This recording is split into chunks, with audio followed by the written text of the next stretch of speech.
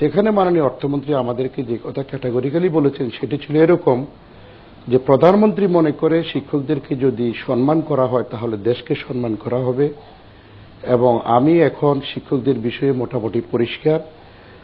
মন্ত্রী পরিষদের সদস্যরাও যারা আছেন বেতন বৈষম্য দূরীকরণ সংক্রান্ত কমিটিতে তারাও শিক্ষকদের বিষয়ে মতামত দিয়েছেন শিক্ষকদের বিষয়টিকে নিষ্পত্তি করার জন্য। একটি কমিটি তো করে দিয়েছিলেন কয়েকজন মন্ত্রীদের সমন্বয়ে, সেই কমিটি দিয়েছে।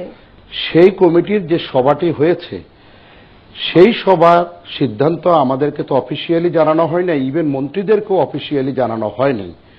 তবে আমরা ল মিনিস্টারের সাথে কথা বলেছি, শিক্ষামন্ত্রীর সাথে কথা বলেছি, অর্থ প্রতিমন্ত্রীর সাথে কথা বলেছি, যারা ওই কমিটির সদস্য তারা বলেছেন ওই কমিটির সিদ্ধান্ত ছিল এরকম যে সপ্তম জাতীয় বেতন কাঠামোতে শিক্ষকরা যে সুযোগ সুবিধাগুলো পেতেন সেগুলি অব্যাহত থাকবে এবং শিক্ষকদেরকে যে সিনিয়র সচিব যেটি করা হয়েছে সেই পদমর্যাদা গ্রেড 1 প্রাপ্ত শিক্ষকদের থেকে একটি অংশকে আনুপাতিক হারে সেখানে যাওয়ার সুযোগ করে দেওয়া হবে, যেটাকে সুপার গ্রেড, সেখানে যাওয়ার সুযোগ করে দেওয়া হবে।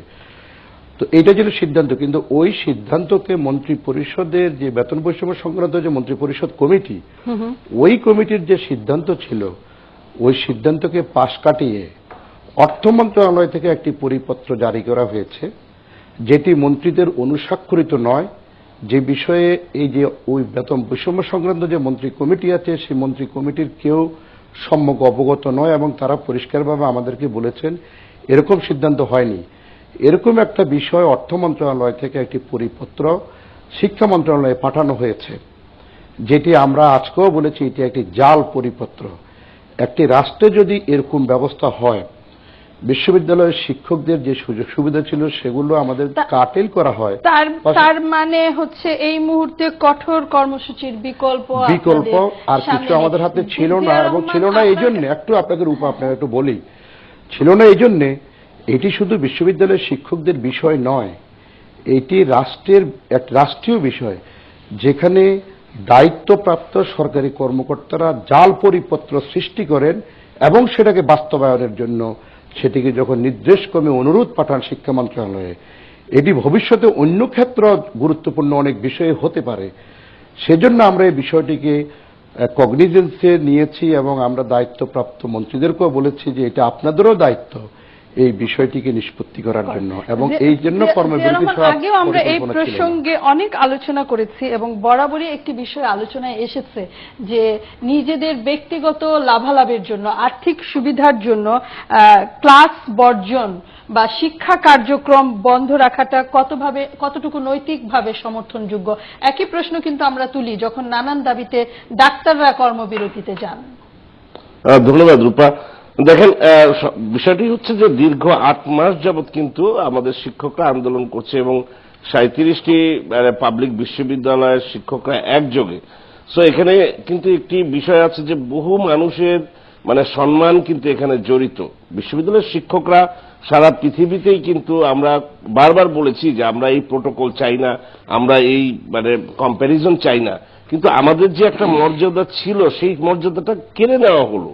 তো আলটিমেটলি এটা কিন্তু আমরা 8টি মাসের মধ্যে আমরা কিন্তু অহিংস আন্দোলন, এর মধ্যে আপনার নিশ্চয়ই মনে আছে যে আমাদের ভর্তি পরীক্ষার মতো পরীক্ষা এসছে। আমাদের একটি বিশ্ববিদ্যালয়ের থেকে কিন্তু তাদের নিজস্ব শিক্ষক সমিতি তারা এরকম ডিসিশন নিয়েছিল যে তারা পরীক্ষা নেবেন না, সেখানে আমাদের ফেডারেশনের নেতৃবৃন্দ তাদেরকে বহিষ্কার পর্যন্ত করেছে। সো আলটিমেটলি আমাদেরকে কিন্তু একাধিকবার যারা এই ক্যাবিনেট সাব কমিটিতে ছিল তারা কিন্তু বারবার আশ্বাস দিয়েছে যে এগুলো আমরা, এবং শিক্ষামন্ত্রী থেকে শুরু করে অর্থ প্রতিমন্ত্রী এবং মাকসুদ যেটা বললেন যে একেবারে খোদ অর্থমন্ত্রী নিজে বলেছেন যে তিনি এগুলো সব দেখবেন এবং এটা করবেন। তো আলটিমেটলি যখন এটা আর না আসলো, আমি আন্দোলন নিয়েও কাজ করি রূপা, আন্দোলনের প্রতিটি স্তরে স্তরে কিন্তু আপনার একটা পর্যায়ে যে আপনার যদি এই পর্যায়ে না যান, আলটিমেটলি বাংলাদেশের মতো তৃতীয় বিশ্বের দেশে কিন্তু আমাদের ইতিহাসটা কিন্তু এইরকমই। একটি গোষ্ঠীর কাছে ওনারা বলছেন যে পরিপত্রটা জাল। যদি জাল পরিপত্র হয়ে থাকে, এই জাল পরিপত্র কি সরকারের মন্ত্রীরা বা কমিটির লোকেরা ওন করছেন? না না, আমি যেটা নাকি বলছি যে আমাদের মন্ত্রীরা কিন্তু আপনারা খোঁজ নেন, আপনারা তো সাংবাদিক, আমরা তো দায়িত্ব নিয়ে কথা, কনফিডেন্স নিয়ে কথাগুলো বলছি। আমার মনে হয় যে বাংলাদেশের যে সাংবাদিকরা আছে তারাও যদি একটি ভালো, আমরা কিন্তু দীর্ঘ রিপোর্টও কিন্তু দেখতে পেলাম না। আমরা কথাগুলো বলছি, আমাদের তো ক্ষমতা নেই, আমরা ক্ষমতাহীন মানুষ, আমরা শিক্ষকতা করি। সাংবাদিক হিসেবে আমরা সবসময় শিক্ষকদের সঙ্গে রয়েছি, আমরা কিন্তু রয়েছি এটা। এবং কথা বলার সুযোগ দেন আমাকে। আপনি বলেছেন ব্যক্তিগত লাভালাভের জন্য আমরা এই কাজটি করছি। শিক্ষকদের আন্দোলন ব্যক্তিগত লাভালাভের বিষয় নয়। যদি শিক্ষকদেরকে মর্যাদা দেওয়া হয়, আমি প্রথমেই বলেছি এটা হলো আমাদের যে এখন টিকে থাকার আন্দোলন। এই প্রসঙ্গে আসছিলাম যে মর্যাদার প্রসঙ্গে আমি শেষ করি। যদি শিক্ষকদের মর্যাদা দেওয়া হয় এবং শিক্ষকদেরকে যেখানে ছিলাম সেই জায়গাতে যদি আমাদের অবস্থান, পাশাপাশি সিনিয়র সচিব করা হয়েছে, সেটিও প্রতিশ্রুতি আমরা পেয়েছি। এর মধ্যে দিয়ে যেটি হবে, মেধাবীরা এই প্রফেশনে আসার প্রক্রিয়াটা অব্যাহত থাকবে।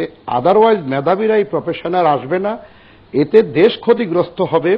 এটি আমাদের ব্যক্তিগত লাভালাভের বিষয় নয়, এটি এই প্রক্রিয়ার মধ্যে দিয়ে আমাদের দেশে বেনিফিটেড হবে। বস্তুত অর্থে শিক্ষকদেরকে পরিষ্কার। জনাব মাকসুদ কামাল, রাহুল ভাই, যে প্রসঙ্গটিতে আসতে চাচ্ছিলাম, একদিকে শিক্ষকদের মর্যাদা এবং যেটির সাথে অবশ্যই বেতন কাঠামো জড়িত, অন্যদিকে দীর্ঘদিন পরে আমরা একটি সুষ্ঠু শিক্ষা ব্যবস্থা দেখতে পাচ্ছি যেখানে সেশন জট নেই, কথায় কথায় বিশ্ববিদ্যালয় বন্ধ হচ্ছে না, বিশ্ববিদ্যালয়ে গুলি ফুটছে না। ফলে আবার যদি শিক্ষকরা কর্মবিরতিতে যান তাহলে নিঃসন্দেহে আমাদের ছেলে মেয়েরা সেশন জটের মতো সংকটে পড়বে। ফলে এটা থেকে বের হওয়ার আসলে উপায় কি? বের হওয়ার উপরে আমি ব্যক্তিগতভাবে মনে করি যে মেধার লালনটা করতে হবে। আর মেধার লালন করতে গেলে অবশ্যই শিক্ষকদের সম্মানিত করতে হবে। এবং আমি মনে করি যোগ্যতা সম্পন্ন কোনো ব্যক্তি তিনি যদি একই লেভেলে যদি আসেন, সুপার গ্রেডে আসেন, এ গ্রেডে আসেন বা ওই লেভেলে গ্রেডে আসেন, আমি তো কোনো সমস্যা দেখি না। যদি অন্য জায়গা থেকে যে ব্যক্তি বিসিএস পরীক্ষা দিয়ে সেকেন্ড ক্লাস গ্রাজুয়েশন নিয়ে যদি একটা সুপার গ্রেডে যেতে পারেন, তাহলে ফার্স্ট ক্লাস ফার্স্ট নিয়ে তিনি কেন যেতে পারবেন না, এই প্রশ্ন কিন্তু রয়েছে।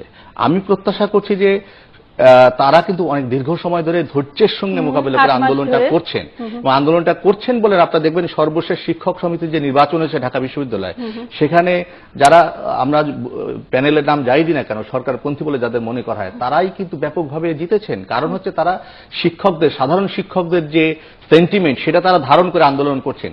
ফলে আমি মনে করি তারা অন দ্য রাইট ট্র্যাক। এখন সরকারের একটা দায়িত্ব রয়েছে এই বিষয়টা সমাধান করা। তবে আমি আবারও বলতে চাই যে এই সেশন জট, এই জটগুলোতে না গেলে সব থেকে ভালো হয়। তারা বলছেন তাদের পিঠ থেকে গেছে। এতদিন যেহেতু তারা সময় দিয়েছেন, তারাই আন্দোলনে যেতে চাইছেন। আমার মনে হয় মাননীয় অর্থমন্ত্রীর উচিত হবে, কমিটির উচিত হবে অবিলম্বে তাদের সঙ্গে বসা, এই বিষয়টি নিয়ে আরো কথা বলা, এবং তাদেরও আরেকটা সুযোগ দেওয়া উচিত। জাল পরিপত্র কি বলছেন আমি ঠিক বুঝতে পারছি না। জাল পরিপত্র বিষয়টি আমি যতদূর বুঝতে পেরেছি, ওনারা বলছেন যে পরিপত্রটা দিয়েছে ওনাদের আলোচনার সঙ্গে সাযুজ্যপূর্ণ নয় এবং যাদের স্বাক্ষর থাকা উচিত ছিল তাদের অনেকেরই স্বাক্ষর নেই। যদি স্বাক্ষর না থাকে, যারা স্বাক্ষর করেনি তারা তো প্রতিবাদ করতে পারেন, তারা তো বলতে পারেন। মন্ত্রী পরিষদেরই তারা সদস্য, ফলে তাদের কাছে বলা উচিত যে আপনারা কেন স্বাক্ষর করেন নাই। এটা একটু যোগ করার সুযোগ দেন। তারা ইতিমধ্যে পত্রপত্রিকায় বলেছে এইটি তাদের মন্ত্রী পরিষদ কমিটির সিদ্ধান্ত নয়। তাহলে তো এটা গ্রহণযোগ্যই নয়। তাহলে তো এটা গ্রহণযোগ্যই নয়। তাহলে এটি নিয়ে কেন আন্দোলন করবেন? কিন্তু এইটি এখনো প্রত্যাখ্যান করা হয়নি। আচ্ছা, সেইটি বলুন, সেটি বলুন। মানে এই জায়গায় স্পষ্ট করতে হবে যে এটি এখনো আসলে গ্রহণযোগ্য কিনা। আপনি চাপ প্রয়োগের অংশ হিসাবে অনেক কিছু করতে পারেন, কিন্তু আমার বোধহয় সত্যের অপলাপ করা উচিত হবে না। আমরা শিক্ষকদের আন্দোলনের সঙ্গে 100% আমরা একমত।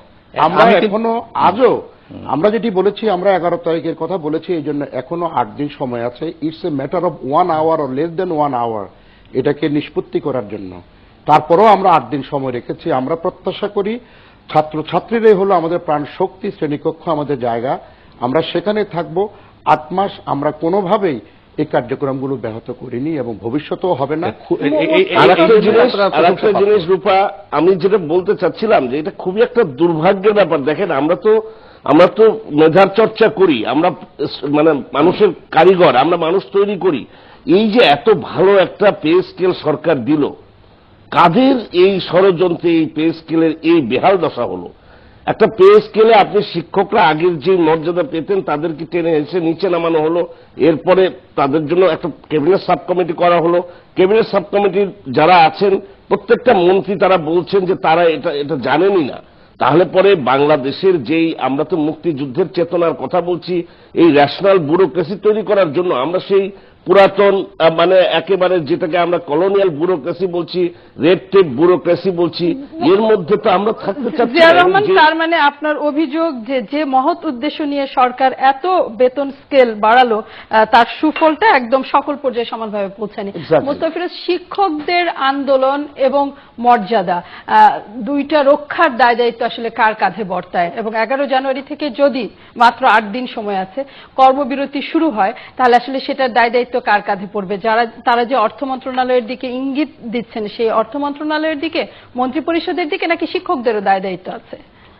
এই ক্ষেত্রে তো শিক্ষকদের কোনো দায়িত্ব কোনোভাবেই চাপানো যাবে না, বরং শিক্ষকরা অত্যন্ত সুবিবেচনার সঙ্গে এবং সহানুভূতির সঙ্গে এবং অনেক অপমান সহ্য করে কিন্তু তারা কন্টিনিউ করছে। আপনি জানেন যে শিক্ষকদের প্রতি যে ধরনের কটূক্তি, যে ধরনের অবমাননাকর মন্তব্য করা হয়েছে, অন্য যে কোনো সময় হলে এটা একটা স্ফুলিঙ্গের মতন হতো, কিন্তু দুর্ভাগ্যজনকভাবে সামগ্রিক রাজনৈতিক, সামাজিক এবং ছাত্র এবং শিক্ষকদের প্রেক্ষাপটটা একটা নাজুক অবস্থার কারণে সেটা হয়নি। আমি মনে করি যে এর কৃতিত্ব হচ্ছে শিক্ষকরা ধৈর্যের সঙ্গে কোনোভাবেই তাদের আন্দোলনের সঙ্গে কোনো রাজনৈতিক প্রেক্ষাপট যাতে যুক্ত না হয়, সেজন্য কিন্তু তারা একটা স্টেপ মানে অনেক দিন পর্যন্ত অপেক্ষা করেছে, যেটা হওয়ার কথা না। শিক্ষকরা কিন্তু দেখবেন যে বারবার কিন্তু একটা কথা বলছে যে তাদের মর্যাদা। তারা কিন্তু ওই বেতন 5 টাকা বেতন 10 টাকা করা হোক, 10 টাকা বেতন 20 টাকা করুক, সেটা না। অর্থাৎ তারা বলছে যে যেটা তাদের বাড়তি কিছু চাচ্ছে না, যেটা যার প্রতিষ্ঠিত। কিন্তু মোস্তফা ফিরোজ, টাকা বাড়ানো কমানোর পরেই তো মর্যাদার প্রশ্ন না, মর্যাদা বাড়লে অটোমেটিক টাকা বাড়বে। কিন্তু তারা কি বলছেন যে আমাদের আগের যে অবস্থা, নতুন তারা কিন্তু বাড়তি কিছু চাচ্ছে না, সেই মর্যাদাটা যাতে সংরক্ষণ করে সেই কাঠামোটা ঠিক করুক, এই কথাটা কিন্তু বহুদিন, এবং ওনাদের বক্তব্যের সঙ্গে কিন্তু সরকারের বিভিন্ন পর্যায়ে আমরা দেখছি যখন আলাপ আলোচনার পর্যায়ে যাচ্ছে, তখন কিন্তু তারা একমত পোষণ করছে। কিন্তু ওনাদের বাইরে যখন কেউ যাচ্ছে, তখন কিন্তু একটা বিরূপ মন্তব্য কিন্তু থ্রো করছে। কিন্তু এই ধরনের মন্তব্য কিন্তু হজম করা কিন্তু কোনো, আমরা যদি গণতন্ত্র এবং আমরা যদি শিক্ষা দীক্ষা মুক্তিযুদ্ধের চেতনা সেইটাকে লালন পালন করি, শিক্ষকদের অবস্থান অনেক উপরে হওয়ার কথা। ওনারা বলছেন যে ওনাদের পথ ধরেই তো আমরা আজকে যদি পুরো ধরনের এই আন্দোলন, এই মর্যাদাটা যদি ব্যর্থ হয়, ধূলিসাৎ হয়, অর্থাৎ শিক্ষকদের মর্যাদা কিন্তু ভুলণ্ঠিত হবে। আপনি দেখেছেন সাম্প্রতিক সময় গত 1-1.5 বছরের মধ্যে বহু শিক্ষক কিন্তু ছাত্রদের হাতে লাঞ্ছিত হয়েছে, এবং এখন এই মর্যাদাটা যদি সরকার তার মতন করে ঘোষণা করে যদি সেটা সুনিশ্চিত না করে, এই মর্যাদা শুধু এই আন্দোলন ব্যর্থ হবে না, সারা দেশে শিক্ষকদের মর্যাদা কিন্তু ভুলণ্ঠিত হবে। সুতরাং এটা অত্যন্ত স্পর্শকাতর বিষয়। এইগুলি নিয়ে কিন্তু সময় ক্ষেপণ করা, অর্থাৎ আমি ঠিক আছে কতদিন ঠেকিয়ে রাখলাম, এইরকম বিষয়টা সেরকম না। আমি মনে করি যে এখনো সময় আছে। শিক্ষকরাও যেটা বলছেন, এই ধরনের নিয়মতান্ত্রিক, এই ধরনের এত সংবেদনশীল একটা আন্দোলন আমি সাম্প্রতিক সময় বা অতীতে আমি কখনো কিন্তু দেখিনি, যেটা তারা দৃষ্টান্ত মডেল স্থাপন করেছেন। সুতরাং এই মর্যাদাটা, এই ধৈর্যটা, ওনারা ধৈর্যের পরীক্ষা উত্তীর্ণ হয়েছেন, এটার প্রতি যদি মর্যাদা না দেওয়া হয়, এর কিন্তু চরম খেসারত দিতে হবে। আমার ধারণা একেবারে পরিষ্কার আপনাদের দাবি। আমাকে একটা বিরতিতে যেতে হচ্ছে এবং বিদায় নিতে হচ্ছে। জি, যে কথাটা আপনি বলেছিলেন, দেখেন এই যে ঢাকা বিশ্ববিদ্যালয়, আমরা কিন্তু মানে খুবই দুর্ভাগ্যের সাথে এগুলো বলতে হচ্ছে, এই যে আজকে সেশন জ্যাম, এটি কিন্তু আমাদের শিক্ষকদের, আমাদের ঢাকা বিশ্ববিদ্যালয়ের আমাদের প্রশাসন, মাননীয় উপাচার্য, আমাদের অক্লান্ত পরিশ্রমে যে মানে পলিটিক্যাল যে আনরেস্ট আমাদের ছিল, এর মধ্যে কিন্তু আমরা বিশ্ববিদ্যালয়কে চালু রেখেছিলাম। তো অনেকাংশে নিঃসন্দেহে জিয়া রহমান, আপনাদের এবং সকল শিক্ষকের অনেক ধন্যবাদ আমাদের সাথে যুক্ত হবার জন্য। অধ্যাপক মাকসুদ কামাল এবং জিয়া রহমান, আবার নিশ্চয়ই আগামীতে কোনো এক সময় কথা হবে। বিরতিতে যেতে হচ্ছে। বিরতির পর অন্য প্রসঙ্গের খবরের আলোচনায় আসবো, এবং যেমনটা বলছিলাম যে রাজধানী